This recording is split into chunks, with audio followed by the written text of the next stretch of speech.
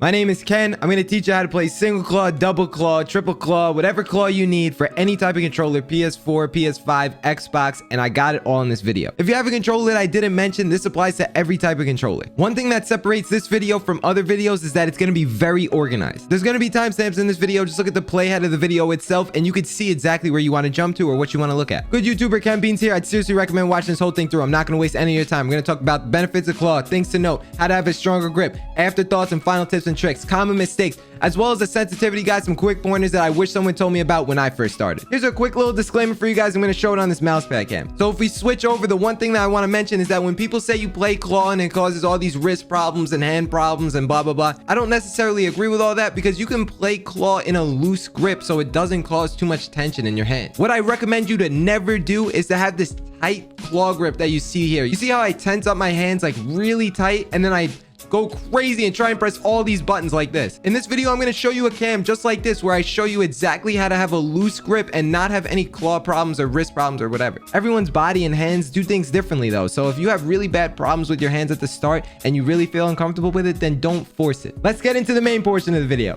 First timestamp, the benefits of claw. Plain and simple, this is why you want to switch to claw. Pros that do not use paddles use claw, and this is why. You're never going to take your hands off the analog sticks, which will lead to better movement and better aim across the board. One of the easiest ways to demonstrate this is when you shoot and jump and build while you're in the air. You will be able to aim, shoot, and then build while turning and do that all in the air because of claw. If you were to do this without claw, your movement would look very rigid and stiff, and that's how I can tell a claw player from a non-claw player. Just an FYI, there are ways around this if you bind your jump to an analog stick, but even then your binds won't be nearly as optimal as if you play claw. Claw is one of those things where it's harder in the beginning, but it's way more rewarding in the end. So the benefit of that is that you're going to be able to kill a lot of people. I just want to let you guys know I used to play claw, but now I use paddles. I'm very familiar with tips and tricks in here. I wouldn't be making this video if I was lying to you in any way. So you got to kind of take my word that I know how to play claw on here. I'm definitely not a master, but I know how I could teach someone. I'm on PC. This is an Xbox One Elite Series 2 controller, and here are my settings that I use right now. I don't use any boosts, and I do play on linear. If you're looking to play claw in here, here's how I would do it. When you're on an Xbox controller, what I would recommend is to only do right hand claw. So when you start out, all you want to do is you want to stick your finger out just like this. I know it's may kind of stupid, but you rest your finger here, you put your hand in, and then you just twist in a little bit. So you want to make sure that you have a little curvature to your wrist right along here. Like you see here, look, I've come in, I go like this, and then I just twist in just a little bit. For me, I found the most effective way to press all the face buttons was to turn my wrist in a little bit so I'll have a better angle to do so. If I were to play claw on the left side, it would look like the same thing. So all I'm doing is I'm coming in, resting here. I'm going to rest my finger on this D-pad because that's where I'm going to be doing most of the actions over here. I turn my hand in and I would use this to move around and I would use this for the D-pad. Just look at my backhand though. These fingers right here, these are going to be in charge of supporting the controller. And then this middle finger right here is going to be the only button that's in charge of pressing LB and LT. So the same thing would apply on the right side. And just remember that your middle finger is the only finger that's in charge of pressing the triggers. Never ever play claw and then reach over here to press RB or even LB on the left hand. If you play double claw on Xbox, you're literally a madman because you have to move your left analog stick with your index finger. I think someone told me that Lechi does this, and I don't even know how that's even possible. This is the most uncomfortable, weirdest thing I've ever seen in my life. You could try it out for yourself. I'm not discouraging you. If anything, I'm encouraging you because there are some pros that do that as well. I don't have any settings to show you for the PS4 and PS5 portion of this video. That's just a quick FYI. I mostly play on this Xbox One Elite Series 2 controller. I do have a how to find your sensitivity on controller video linked in the description. Okay, so next up we have this PS4 controller here. It's actually a scuff controller with two paddles, but I'm not going to be using that for the sake of the video. I'm just going to be doing a normal claw grip. Okay, so we got the controller perfectly in view just like this. What we're going to do is you're going to put it in your left hand, any position you want. It doesn't matter. From here, you're going to start out with your right hand just like this with your pointer finger out. All you're going to do is rest it on this completely flat. Notice how my hand is literally, it's not like this, it's like this. And then I just wrap my hand around it like this. But make sure once you rest it, right? So it's flat, and then I put it here. Once I get to this position right here, all I want to do is twist my hand just a little bit and then apply a decent amount of pressure at the same time on the bottom of your wrist like this. So you're going to have a tight grip at the bottom. You're going to put it on just like this, and then you're going to twist in just a little bit. And then from there, what you're going to do is see those two fingers, how they're holding the controller, just like that. So once again, we're going to come in like this. We're going to fit it on our bottom two fingers, just like this. And then we're going to put it really tight in between our palm. Not so tight where you're just going to shake and squeeze squeeze, then break the thing. But you rest it here, and then now this middle finger right here is in charge of pressing the 2 triggers right here. Just notice how my pointer finger is moving as I'm pressing these triggers. That's normal. So from here on the left side, it's the same thing. We're gonna come in just like this, rest it somewhere, wherever you want, it doesn't matter. And then you put pressure here, and then you just come here, and then you can turn in just a little bit as well. Turn your wrist in just like that. So both are turned in, and then now you can press the triggers with your middle fingers, and then your pointer fingers are in charge of pressing all these face buttons. Notice how my thumbs will never come off the analog sticks ever.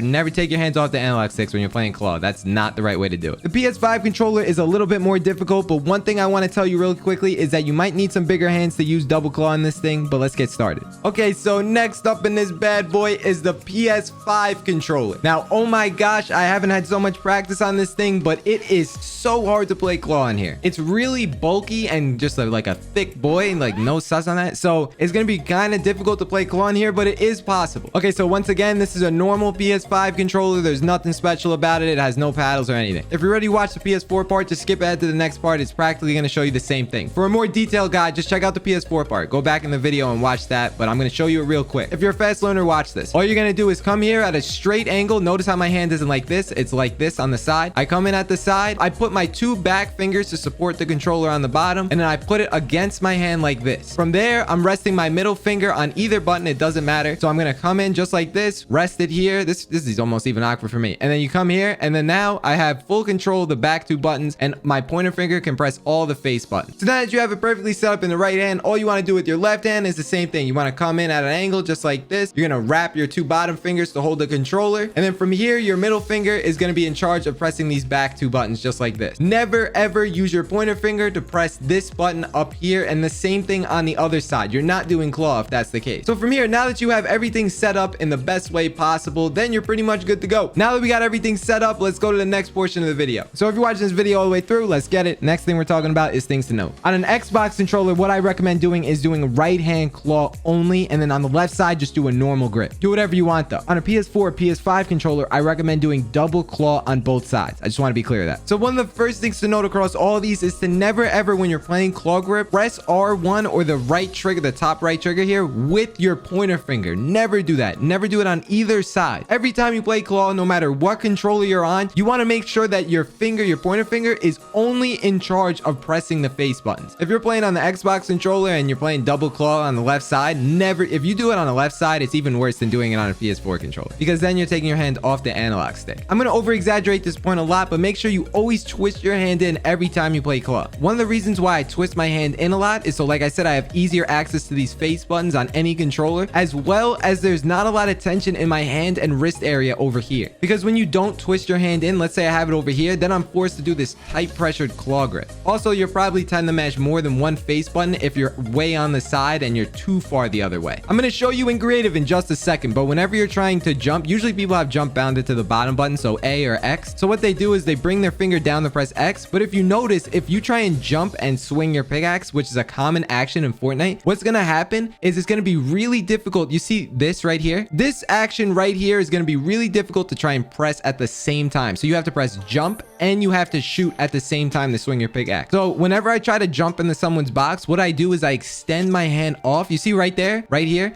I'm extending my hand off just a little bit so I can have way easier access at pressing both at the same time. This is a tip that I never heard from anyone, and when I was struggling and trying to figure this out for the first time, this is what I did. So talking about that thing I was just mentioning, what you try and do is you try and put a stair above your head and you try and jump. This is going to be hard to show you, but I just showed you on the previous screen. What you're going to do is you're going to jump and you're going to swing your pickaxe at the same time to jump and exploit through that wall. So what it's kind of going to look like is I'm going to run and I'm going to jump and press it at the same time. And notice how at the exact same time with that tip, what I did was I took my hand slightly off so I can extend it more and get this angle. You see how I'm like doing this with my wrist? That's really over exaggerating the point. But once again, I have the stair above my head. And as I set this up, right, what I'm going to do is I'm going to take out my pickaxe. I'm going to jump. And then when I get close to the wall and I know I'm about to do the jump, I'm going to extend just a little bit like this. So I'm going to come and I'm going to go boom, like that. And then that's how you do it at the same time. Really quick reminder to hit the sub button and like the video if you learned something. One important thing to note is that your hands are not used to this position. In a short summary, what you're going to need to do is practice this for more than 1 week. I talked about this in my last video, but for example, if you work out a muscle that's never been worked out before, it's going to feel hard at first and you're not going to like that feeling too much because you're just not used to it. After you kind of build up that muscle memory in your hands, it's going to feel a lot easier over time. So don't get discouraged in the first week. That's one of the most important things to note out of this entire video. I'm gonna be honest, it probably took me around 3 weeks to get semi-decent to the point where I felt more comfortable on it. But for you, it could take longer than that. It could be my time, or it could be shorter, or it could be longer. To sum this up as fast as possible, the best way to have a stronger grip whenever you're doing claw, I'm going to show you on the other controller as well, even though it's practically the same thing. I'm pretty sure I talked about this a little earlier, but what you want to do is make sure, you see the palm right here? I want to put pressure on that and then do all the things I was talking about and how to grip it. So that way on the same, so